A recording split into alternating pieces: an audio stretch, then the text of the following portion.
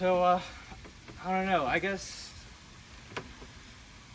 what I really want to do here in the moving forward after, I get my life straightened out, right? I want to be able to like be confident in something that I can believe in, because I see other people, people that are religious, especially Christians. Like my uncle is a Christian. My sister's a Christian. She's actually married to a pastor in New Jersey, and they live very. I don't know. It seems like their life is very put together, and they Content, perhaps? yeah, content is a good word, or like structured, and they all live for something, and they talk about it as if you know, they're convicted. You can tell that they're convicted with this strong belief, and that's the difference between them and me and my friends or my generation. I'm not saying everyone in my generation is like not spiritual or whatnot. I think there's a lot that try to be, and they call themselves spiritual, but like it's as if we derive the meaning from something that we saw off of YouTube, or like or like it's whatever the culture is like explicitly like kind of commercializing or promoting as the next thing to do, What do you feel like spirituality will bring you in your own life, in your own flavor of spirituality? Not for anybody else, but you in particular, like your own spiritual path. Well, so far,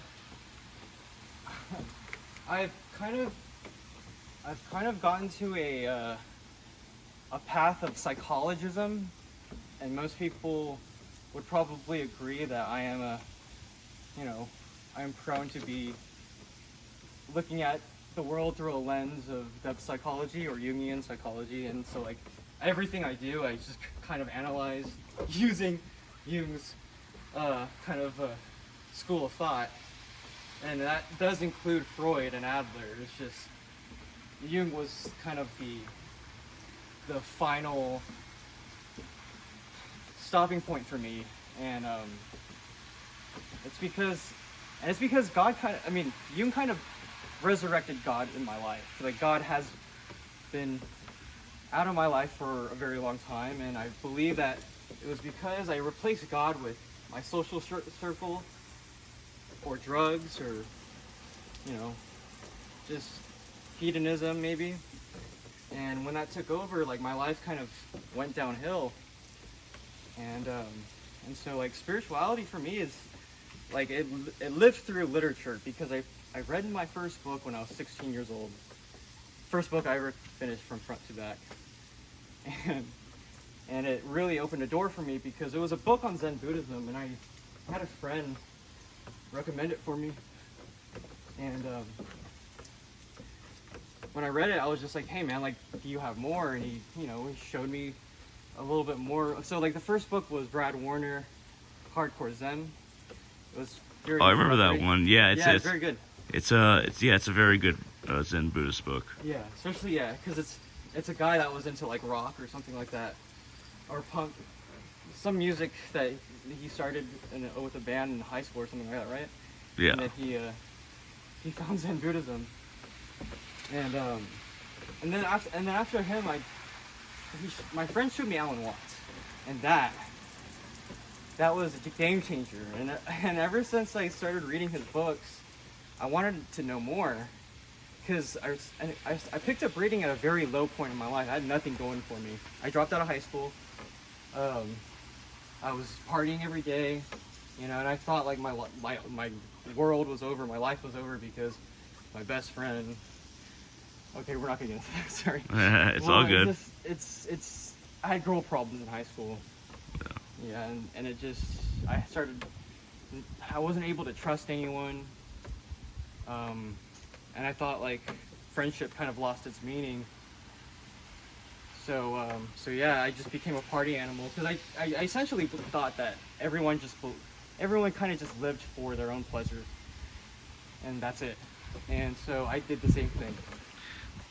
Do you feel like you rediscovered Zen Buddhism later on in life?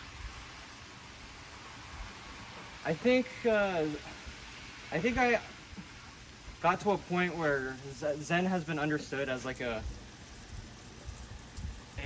way to kind of accept things for what they are without having to place a judgment on it. Because Zen kind of showed me that